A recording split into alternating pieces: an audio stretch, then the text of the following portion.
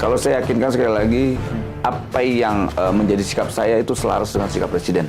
Terkait dengan pilihan Abang mendukung Pak Prabowo atau Putih ini, apa juga begitu juga dengan sikapnya Pak Jokowi? Saya melihatnya ke sana. Saya rasa selaras sikap saya dengan Pak Jokowi. Walaupun belum ada pernyataan sikap gitu Ya ya. nggak mungkin lah secara etik Pak Jokowi harus menyampaikan ke publik lah.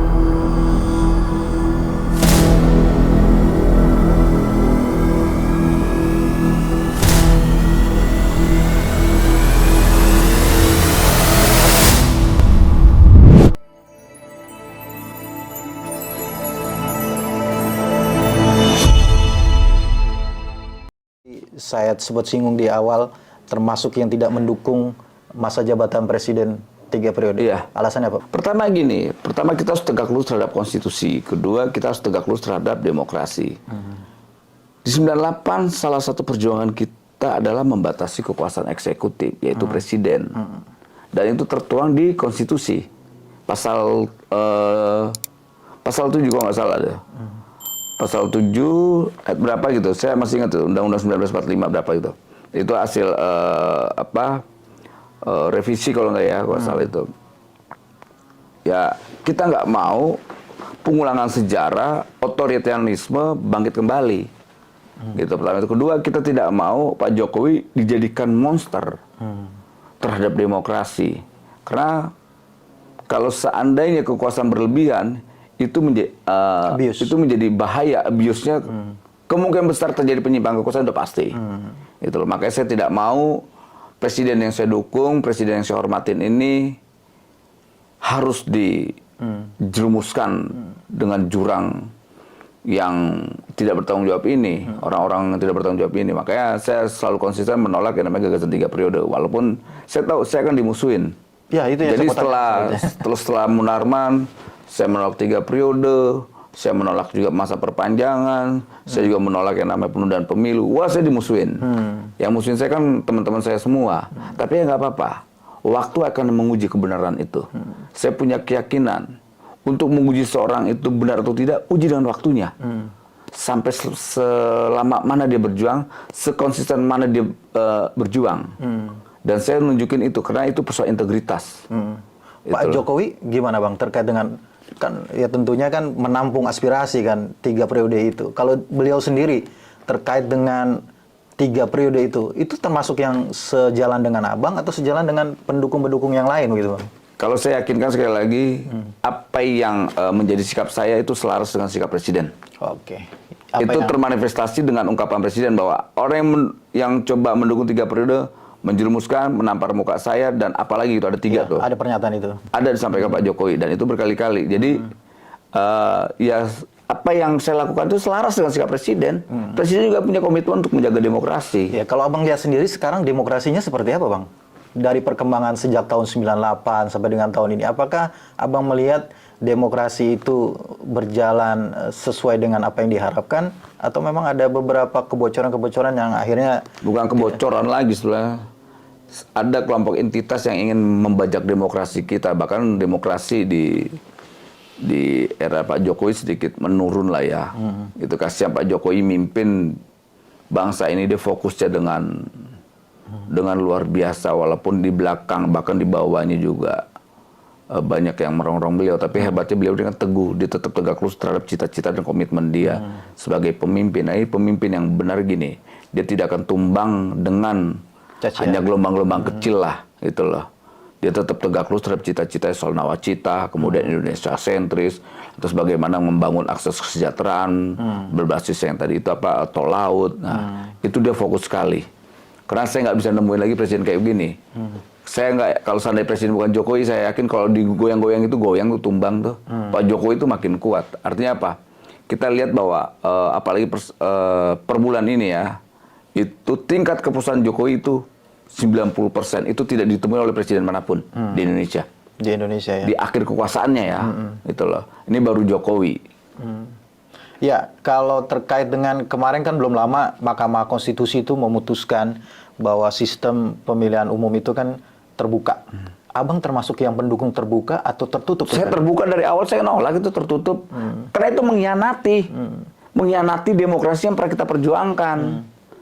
Gitu loh. Itu keinginan terbuka itu keinginan elit-elit tertentu emang atau sekelompok? Satu entitas yaitu PDI Perjuangan, yang lain kan menolak tuh.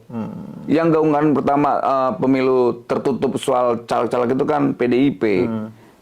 Apa sih Bang keuntungan, kelebihan atau bahkan keburukan dari dua sistem ini apa Bang? Ya pasti ada kekurangan dan kelebihannya. Tertutup ada kelebihannya, dan juga ada kekurangannya. Begitu juga ada terbuka. Tapi kan kita mau demokrasi kita tuh benar-benar terbuka, kita biar tahu gitu loh. Kita tidak mau lagi demokrasi kita seperti beli kucing dalam karung kayak gitu. Makanya saya memilih terbuka. Nah, kalau seandainya argumentasinya seperti apa bisa kita bantah argumentasinya kok.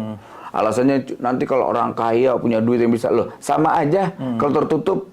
Kalau seandainya mereka punya akses ke orang terdekat di DPP, ya apa itunya kan duit-duit juga, gitu loh. Dan kita mau demokrasi ini biar berkualitas, tongolin aja wajahnya. Siapa aja gitu calon-calon terbaik gitu. Nah iya itu yang paling bagus gitu loh. Biar ngerasain capek dekat dengan rakyat.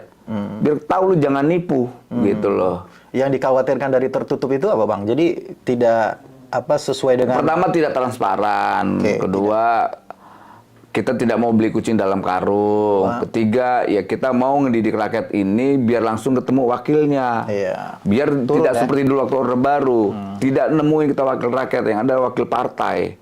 Nah itu mau diulangi lagi dan kita tidak mau kita lawan. Gitu. Ya, ini yang ketiga nih Bang yang tadi kita sebutkan. Yang ini yang cukup mencengangkan saya juga secara selaku yang kenal Abang gitu istilahnya walaupun belum lama begitu. Pak Jokowi itu kan secara kasat mata kita melihat sebegitu dekatnya dengan calon merah begitu ya. Sampai pada saat pengumumannya pun satu mobil kemudian satu pesawat begitu ya. Nah, tiba-tiba Bang Noel selaku yang kita katakan tadi dekat dengan Pak Jokowi itu memilih untuk tidak berada di barisan merah melainkan memilih untuk ke putih gitu Bang. Apa ya Bang gini alasan, Bang? pertimbangannya. PDIP kan udah cukuplah 2 periode ini berkuasa.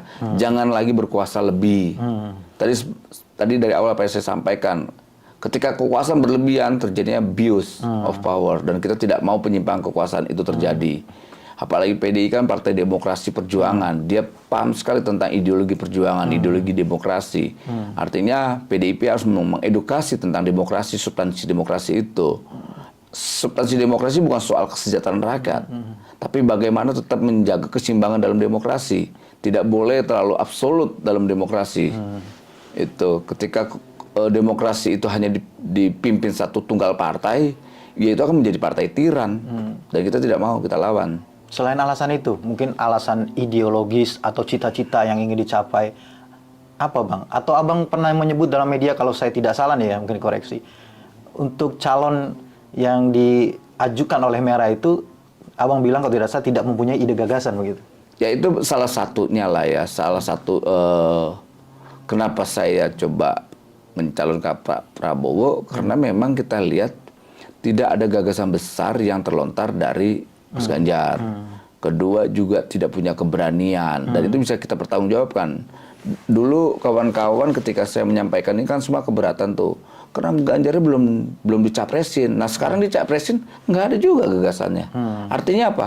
Teori saya kan benar bahwa Ganjar itu memang tidak punya gagasan. Gagasan apa Bang yang Abang Gagasan besar harapkan? soal bangsa ini ke depan, soal bagaimana mensejahterakan rakyat, bagaimana rakyat mendapatkan rumah yang baik, bagaimana rakyat dapat pekerjaan yang baik, lalu bagaimana rakyat bisa mendapatkan pendidikan yang layak, kayak gitu-gitu. Dan enggak kan dia udah sampaikan bahwa soal kemiskinan memang saya tidak mampu. Artinya apa? Orang ini memang tidak layak untuk mimpin, orang udah diungkapkan kok. Nah artinya kalau seandainya kita masih memilih dia, yang salah kita dong. Orang yang udah sampaikan secara jujur bahwa saya soal kemiskinan itu menjadi PR saya dan saya tidak mampu melakukannya dan tidak mampu menyelesaikannya. Ya sudah. Nah itu atas dasar itulah ucapannya Mas Ganjar yang menurut saya jujur itu, ya sudah jangan dipilih. Ngapain orang yang tidak punya kemampuan lantas kita dorong-dorong gitu loh. Misalnya ada mobil rusak, lantas kita beli, lantas kita gunakan. Udah tahu itu mobil rusak, kok kita beli? Yang salah siapa? Kita dong yang menggunakan mobil rusak. Kalau calon lain juga kan ada gagasannya Bang, selain dari Pak Prabowo Bang. Iya, Pak Prabowo, misalnya Mas Anies. Karena saya pendukung Pak Prabowo, ya saya bicara tentang Pak Prabowo lah, nggak etis saya bicara tentang calon yang lain gitu. Ya, artinya memang ini juga terkait dengan ide dan gagasan gitu ya. Iya. Pak Prabowo punya gagasan-gagasan yang memang sejalan dengan abang begitu ya. Ya sejalan dengan saya, sejalan juga dengan apa yang diinginkan Pak Jokowi gitu loh, soal tentang misalnya IKN, kemudian soal pertahanan, kemudian soal kesejahteraan, soal melawan korupsi, kayak gitu-gitu itu selaras saya lihat ada sebuah kesamaan dan saya yakin sekali Pak Prabowo ini akan meneruskan legasi Pak Jokowi, gitu. Karena ke depan ini kalau seandainya kita salah memilih pemimpin, ya kita akan kehilangan waktu lebih lama lagi untuk bangsa ini lebih maju. Dan itu berkali-kali disampaikan oleh Pak Jokowi. Jika kita salah memimpin, ya resiko cukup besar. Nah makanya beliau menyampaikan, carilah pemimpin yang punya keberanian. Carilah pemimpin yang mengerti kehendak rakyat.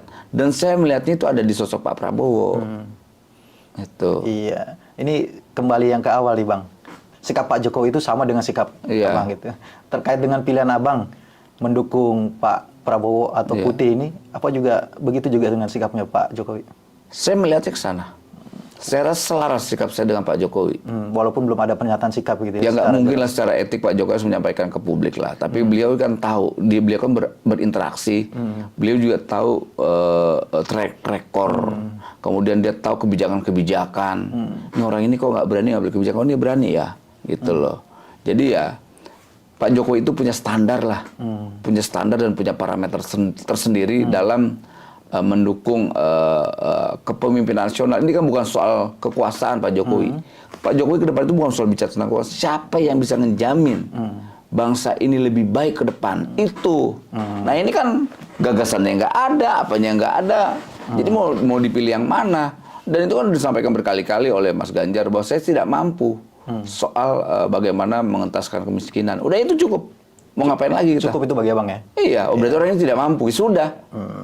Gitu. Ya, ini terakhir Bang, pertanyaan dari kita ini. Ini kan akan memasuki tahun politik ya. Ya. Panas sekali tahun politik ini. Di mana-mana selalu pengalaman kita dari tahun-tahun sebelumnya itu pasti ada konfrontasi lah, atau bahasa ininya saling berhadapan tuh antara pendukung ini gitu ya. Kita kan pengen di 2024 ini politik ini, demokrasi ini sehat gitu ya Bang ya.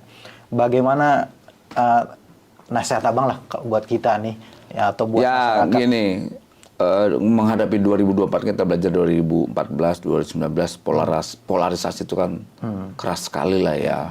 Dan kita tahu itu tidak enak buat bangsa ini karena yang dikorbankan adalah demokrasi dan republik ini, bangsa ini. Nah, kalau seandainya demokrasi kita masih cabik-cabikan ya saya jujur aja ya kita punya tanggung jawab moral untuk bagaimana memberi pesan ke rakyat agar 2024 itu menghadapinya dengan cukup riang gembira lah. Persis apa yang disampaikan Pak Jokowi, persis apa yang disampaikan Pak Prabowo. Apalagi Pak Prabowo menyampaikan, udahlah siapapun nanti menjadi rival saya, itulah sahabat saya sendiri. Entah itu Mas Ganjar, entah itu Mas Anies. Makanya dia bilang, udah jangan nyebarkan kebencian, hoax dan sebagainya.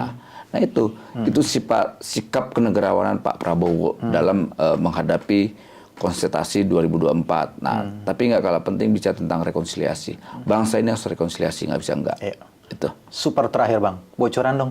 Udah ada calonnya belum sih, cawapresnya Pak Prabowo? Saya kan hanya fokus pada pilihan politik saya. Saya pendukung presiden, bukan pendukung wapres. Oke. Itu. Sudah jelas gitu ya? Ya. Baik, makasih Bang Noel atas waktunya, luar biasa, sangat mencerahkan, mudah-mudahan juga mencerahkan bagi teman-teman ya, kawan-kawan sahabat Halo Pengacara yang ada di rumah. Terima kasih sekali lagi yang sudah menyaksikan video ini sampai dengan selesai. Jangan lupa dukung terus Halo Pengacara, subscribe YouTube channel Halo Pengacara dan nyalakan loncengnya supaya terus mendapatkan update terkait dengan video-video terbaru dari Halo Pengacara. Terima kasih sekali lagi. Assalamualaikum warahmatullahi wabarakatuh. Waalaikumsalam. Terima kasih Bang Noel. Siap. Masya Allah, luar biasa. Terima kasih ya.